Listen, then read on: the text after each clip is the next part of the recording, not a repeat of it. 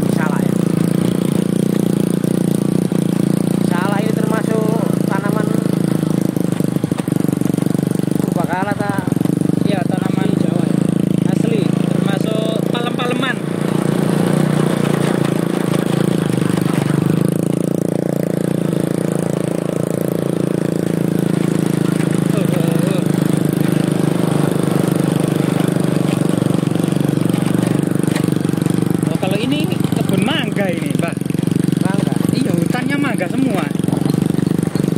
Nah ini, saya yang ikut situ Mbak. Apa?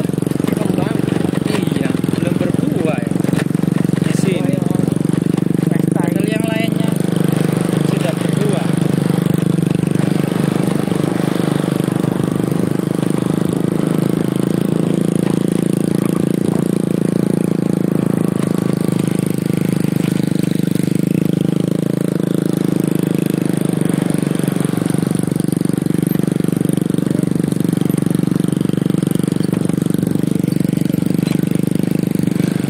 Kebakaran hutan di lereng Anjasmoro bisa dipastikan ketika musim hujan turun akan terjadi longsoran-longsoran kecil yang berkumpul kepada sungai-sungai terdekat yang akan terjadi banjir bandang pada area bawah.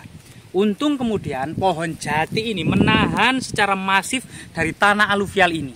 Belanda setelah penggalian situs Candi Tikus yang ada di Trowulan sudah mengidentifikasi kenapa situs Candi Tikus terpendam di dalam tanah sekitar 3-4 meter dengan tanah aluvial yang berasal dari lereng Gunung Anjasmoro ini. Karena seperti inilah terjadi longsoran-longsoran masif pada musim penghujan. Saat ini memang terbakar, sehingga kemudian dari terbakar ini akan ditemukan banyak sekali artefaktual, termasuk struktur tembok yang memanjang berlapis-lapis di lokasi ini menurut penuturan warga ya. Mari kita lihat lokasi ini.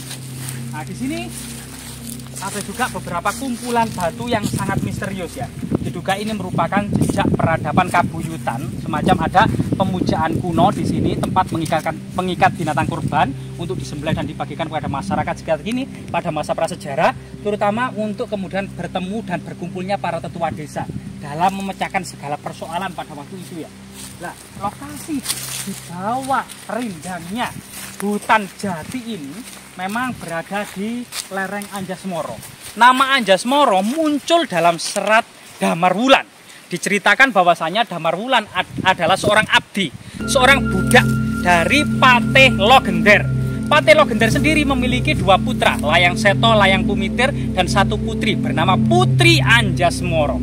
Putri Anjasmoro ini tertarik dengan ketampanan Damar Wulan, budaknya atau abdinya, sehingga kemudian menikah secara sembunyi-sembunyi. Yang sebenarnya pernikahan itu tidak pernah disetujui oleh masyarakat, tidak pernah disetujui oleh keluarganya, termasuk Patih Logender maupun kedua saudaranya, yaitu Layang Seto dan Layang Kumitir.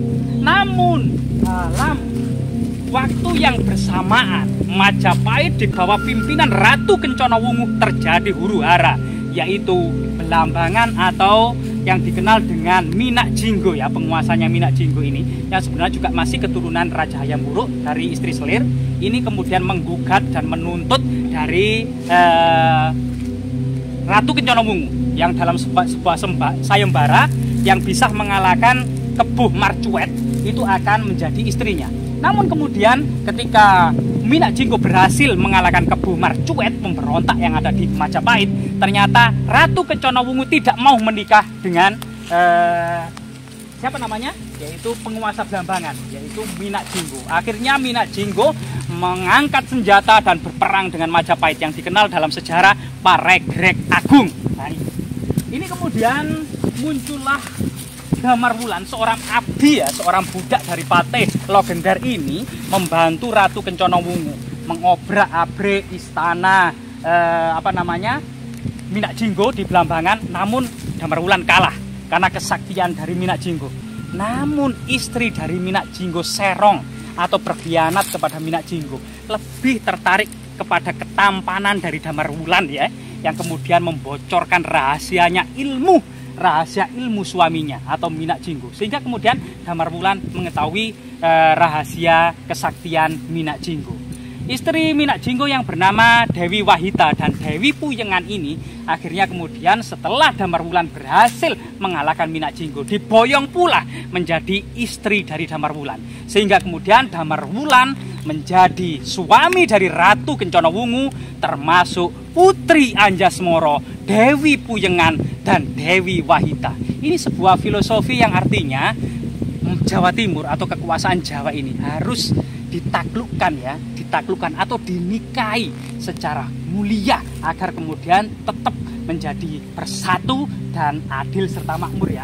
Nah, ini kita kembali lagi kepada lokasi, di mana lokasi yang di lereng Gunung Anjasmara yang memang pernah digalakkan tanaman jati, yang sampai saat ini tetap kemudian pihak perhutani maupun masyarakat setempat masih tetap menanam pohon jati untuk benar-benar menghindari erosi pada musim penghujan yang akan bisa mengubur area bawah ya, termasuk area Trowulan, Suko, termasuk Kota Mojokerto.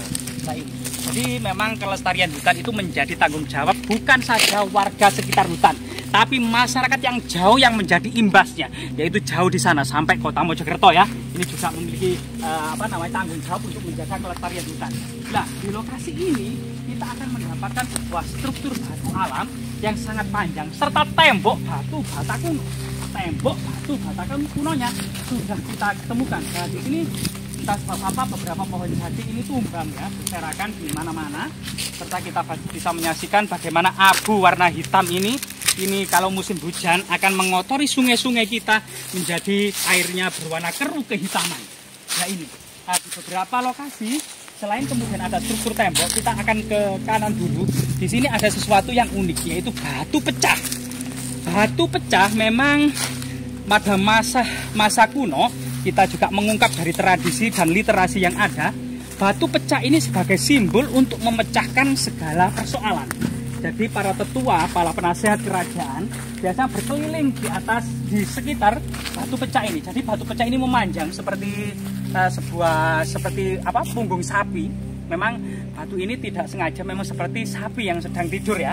Dan tepat di tengah-tengah ini terjadi rengkahan atau pecah. Artinya batu ini pecah menjadi dua. Nah, ini rahayu. Ya. Jadi memang diduga lokasi ini pada masa lalunya tempat berkumpulnya para tetua dalam memecahkan segala persoalan, termasuk masa kerajaan, karena didukung oleh banyak sekali temuan struktur tembok istana batu bata kuno serta fragmen-fragmennya yang berserak di mana-mana dengan area yang cukup luas sekitar 15 hektar. Nah, di sini selain kemudian artefak-artefak seperti batu bata kuno, artefak-artefak yang lainnya cukup banyak seperti lumpang batu, pipisan, batu gandek ya. Ini banyak. Artinya di sini dulu itu ada semacam pemukiman pemukiman elit kerajaan ya. Karena kalau rakyat jelata biasanya rumah-rumah terbuat dari bambu, rotan, dan kayu yang biasa tidak memiliki. Nah, di sini ada struktur batu alam yang bercampur dengan batu bata kuno. Kemungkinan ini sudah berupa reruntuhan ya, dan batu bata kunonya itu cukup besar. Jadi batu bata kunonya itu sudah ditemukan, dan batu bata kunonya ini ketebalannya sekitar 8 cm merata ya. Dan itu cukup banyak sekali bercampur dengan batu alam. Kemungkinan ini sudah semacam ditata ulang ya, karena banyak fragmen-fragmen yang tumpang tindih. Jadi batu batanya ini khas abad ke 11 dan 10 Masehi. era Empu Sendok, era Airlangga dari segi ketebalannya ya. Kalau ketebalan batu bata sekitar 3 cm itu biasanya era Singosari maupun era Kerajaan Majapahit. Nah, di lokasi inilah ada semacam struktur tembok batu bata kuno yang cukup banyak. Dan ini sangat luas. Dan ini berbentuk persegi sekitar 50 kali 50 meter ya. Nah ini, di sini juga ada semacam lumpang batu. Tapi lumpang batu ini dalam artian kecil. Jadi lumpang batu ini tidak berfungsi sebagai lumpang batu pada umumnya untuk menumbuk beras, untuk menumbuk biji-bijian, rempah-rempah, dedaunan. Tapi lumpang batu kecil ini biasanya untuk sebuah ritual magis tentang perdupaan atau persajian ya. Jadi bukan untuk profan keseharian, melainkan ada sesuatu magis. Jadi ini menjadikan misteri. Apakah struktur tembok batu bata ini merupakan sebuah bangunan kedaton atau istana kerajaan, ataukah sebuah candi pemujaan yang tentu harus didukung oleh antefik-antefik atau panteon-panteon yang mencirikan beberapa agama, misalnya Hindu, Siwa, Wisnu, atau agama Buddha. Namun di sini kita tidak menemukan panteon-panteon itu, melainkan sebuah struktur tembok istana ya. Nah seperti ini, batu batanya ini sangat besar sekali ya. Cuman ini bukan struktur, tapi ini sudah dan ukurannya ini, nah ini ada simbol-simbol yang mengingatkan pada jari-jari leluhur kita dalam membuat batu bata. Ada 2 jari di sini dan ketebalannya sangat tebal, sekitar memang 8 cm yang mengingatkan pada batu bata era Empu Sendok maupun era Airlangga. Dan luas sekali. Coba kita lihat di sisi sini ya. Ini cuma ada galian-galian. Siapa yang menggali ini ya? Nah, ini ada galian.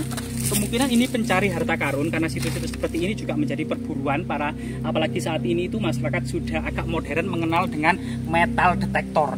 Situs-situs ini menjadi objek atau tujuan para pencari harta karun dengan metal detektor.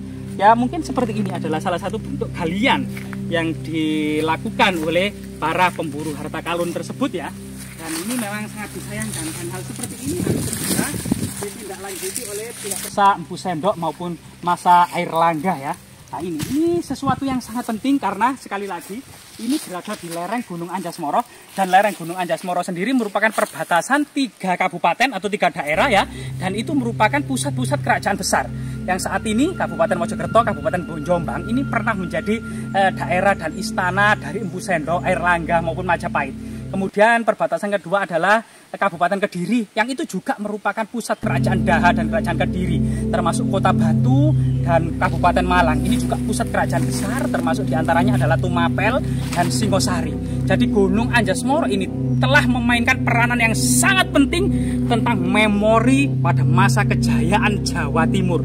Jadi Gunung Anjas-Moro ini juga merupakan simbol dari masa-masa dan memori tentang masa-masa kejayaan Jawa Timur itu ya.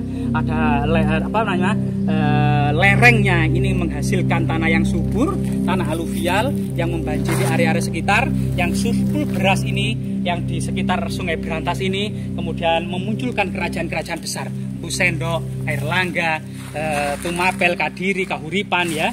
Nah ini semuanya termasuk Majapahit muncul di lembah-lembah Sungai Berantas yang di selatan atau di sekitarnya merupakan lereng Gunung Anjas-Moro. Bongkahan batu bata kuno ini tidak habis-habisnya untuk dibahas. Sangat banyak sekali di area sekitar 15 hektar ini di bawah rindangnya hutan jati.